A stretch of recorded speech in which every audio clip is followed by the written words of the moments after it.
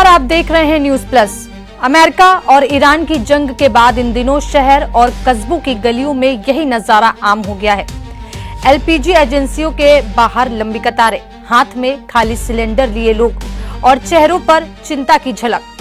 छोटे व्यवसायी जो चाय, समोसा और नाश्ते की चीजें बेचते हैं, मजबूरी में अपने ठेले पर ताले लगा रहे हैं। लेकिन क्या आपने कभी सोचा है कि इस सिलेंडर जिस पर करोड़ों भारतीय परिवार निर्भर है, हमारे घरों तक कैसे पहुंचा?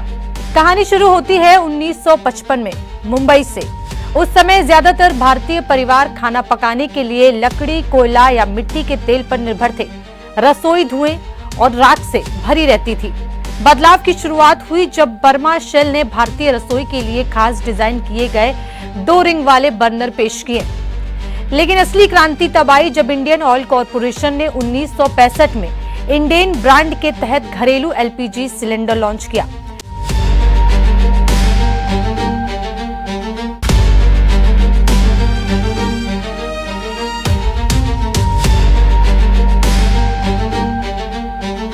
बाईस अक्टूबर 1965 को कोलकाता में पहला एलपीजी कनेक्शन दिया गया।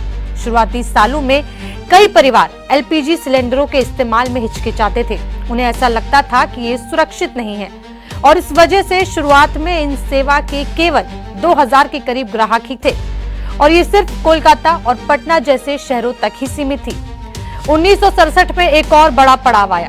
भारत ने अपने खुद के एलपीजी सिलेंडरों का निर्माण शुरू किया और इन सिलेंडर को हैदराबाद स्थित ऑलविन फैक्ट्री में बनाया जा रहा था। और आज एलपीजी ने चूल्हे के धुएं वाली रसोई को साफ सुथरे और आधुनिक किचन में बदल दिया है। लेकिन हाल के दिनों में ये सुविधा मुश्किल हो गई है। क्या वजह है इसके पीछे? भारत में खाना पकाने के लिए इस्तेमाल होने वाली एलपीजी गैस का बड़ा हिस्सा देश में ही तैयार होता है, लेकिन जरूरतें इतनी ज्यादा है कि हमें विदेश से भी गैस आयात करनी पड़ती है। अनुमान है कि जो एलपीजी हम हर साल इस्तेमाल करते हैं उसका करीब 40% भारत में बनता है और लगभग 60% गैस हमें बाहर से लानी पड़ती है।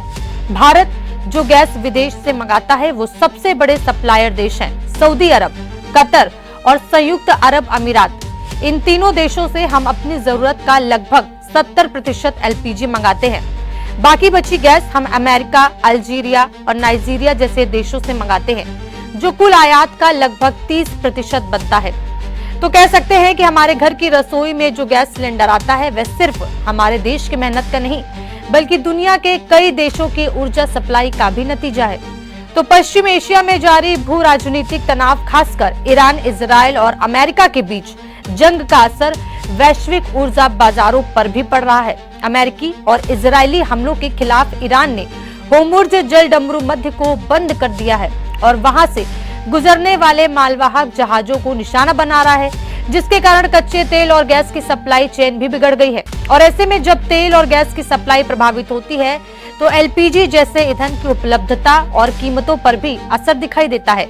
और यही वजह है कि हाल ही के दिनों में कई जगह गैस सिलेंडर की किल्लत की खबरें सामने आ रही हैं। सरकार ने जो गैस सिलेंडर पे कीमत बढ़ाई है, उसका इम्पैक्ट मिडिल क्लास पे, हर मिडिल क्लास फैमिलीज पर इसका इम्पैक्ट होने वाला है। रसोई दाम में बढ़ोतरी हुई है, खुद हम लोग गरीब मनी वैसे ही परेशान है। अब सरकार तो कुछ गरीब मनी कोई सहायता नहीं कर रहे हैं कि करें।